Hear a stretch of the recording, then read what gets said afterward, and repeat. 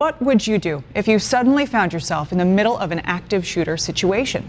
One local combat veteran teaches people how to handle different situations like the one in Las Vegas. And at 7 Eyewitness News reporter Ed Reilly tells us his clients include members of the law enforcement, businesses, as well as everyday people. So it's opening your eyes up to the possibility that even though I'm a good person, there are people in this world that want to harm me. The attacks in Las Vegas are another reminder of how dangerous the world has become. It's a shame. Dave DiTullio knows what it's like to be under attack. He saw combat with the U.S. Army in Afghanistan. The first time that happens to you, it's almost a disbelief, so you have that second of hesitation, and those seconds can be critical.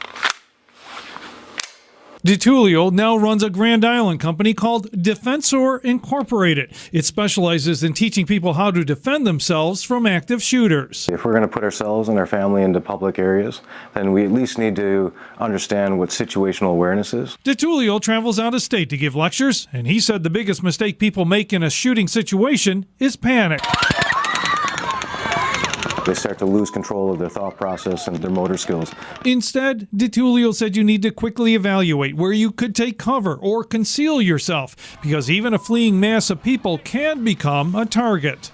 You're almost better off not even going to that, because that's where the shooter is going to be looking for. If the shooter is indoors, look for big objects. I might be able to get protection from refrigerators and heavy appliances. If the shooting is happening outdoors, look for trees, walls, or vehicles. Just remember, the front of a car near the motor is safer to hide behind. If you were to hide behind your trunk, statistics show that rounds will travel through that, and so you're not going to get a lot of protection from that like you might think.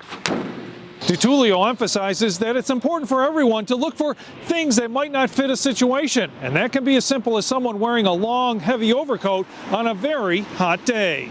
In Buffalo, Ed Reilly, 7 Eyewitness News. We have to be aware of our exit points, be aware of who we're with, so we can keep people together. If we hear a noise off in a distance, then we need to move the opposite direction and get away from that. And then I firmly believe in some medical training as well to learn proper triage of people who are actually wounded in that situation. Over 400 were wounded, knowing who we can help and who we can't. Pressure bandages, sucking chest wounds, and tourniquets, things that you can use, your belt, your shoelaces, and different things that are around you. Get that type of training so that in an event where there's that many people, we don't lose more people because they didn't have the EMTs and things that were available in the seconds that counted. What should you do once something like that happens? I can say the first thing is to remain calm. If you remember the Great White Concert with the pyrotechnics, hundreds of people died in that close quarters in that concert. And then just like this concert, we had over 50 people, from what I understand, at least now, that have been killed and over 400 people injured. And I think what happens is people panic, and they start to lose control of their thought process and their motor skills. Some of the video that I've seen so far, I've seen people running over people, pushing people over.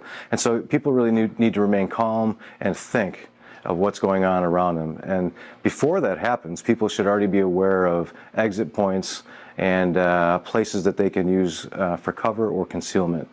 Cover is something that can stop a bullet or something that's going to do me harm, and concealment would be something that can hide me. So both of which can be useful in a situation where someone is hunting and looking for people to harm.